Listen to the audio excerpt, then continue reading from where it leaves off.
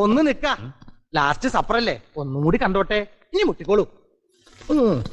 ഇന്ന് എന്നോടൊപ്പം ഉള്ളത് നമ്മുടെയൊക്കെ സ്വന്തമായിട്ടുള്ള അച്ചായനാണ്. അപ്പൊ അച്ചായൻ സ്വന്തമായിട്ടൊന്ന് അച്ചായനെ പരിചയപ്പെടുത്തട്ടെ അല്ലേ?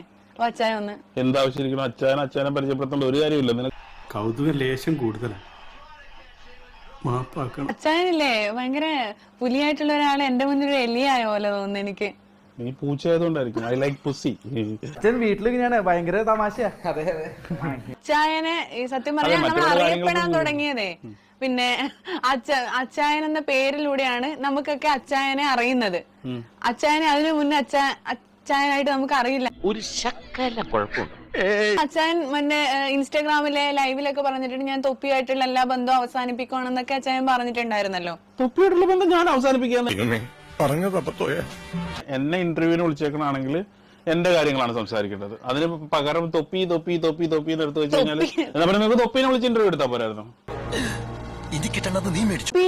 തൊപ്പി ഇങ്ങനെ കൂടെ കൊണ്ട് നടന്നത് ശരിക്കും അച്ചായൻ ഒരു ഫേമസ് ആവാൻ വേണ്ടിയല്ലേ? ശരിക്കും ഒരു ആംബുലൻസ് പറയണം, വിളിച്ചു പറഞ്ഞു. ഞാൻ ഫേമസ് ആകാൻ വേണ്ടിയിട്ട് തൊപ്പിയെടുക്ക വരണമെന്നൊന്നും ആഗ്രഹമില്ല. എനിക്ക് ഫേമസ് ആകണമെന്നുണ്ടെങ്കിൽ ഞാൻ തന്നെ എവിടെന്നെങ്കിലൊക്കെ പൈസ മുടക്കി ഒരു സിനിമ പിടിച്ച് അതിനകത്ത് ഞാൻ നായകനോ വില്ലനോ ഒക്കെ ആയിട്ട് അഭിനയിച്ചാൽ മതിയായിരുന്നു.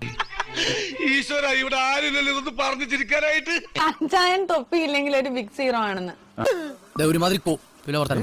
തൊപ്പി ഇല്ലെങ്കിൽ അച്ചായനില്ല, അച്ചായനില്ലേ തൊപ്പിയില്ല എന്നുള്ള ഒരു നിലയിലേക്ക് എത്തിയായിരുന്നു. അപ്പൊ അതൊക്കെ ഒരു നാടകമാണോ ഇങ്ങനെ തെറി വിളിക്കുന്നതും? തെറി ഉദ്ദേശിക്കുന്നത് അതിന്റെ ഫസ്റ്റ് വേർഡെങ്കിലും പറയും ഈ തെറി പറഞ്ഞില്ലേ എന്ന് പറഞ്ഞു.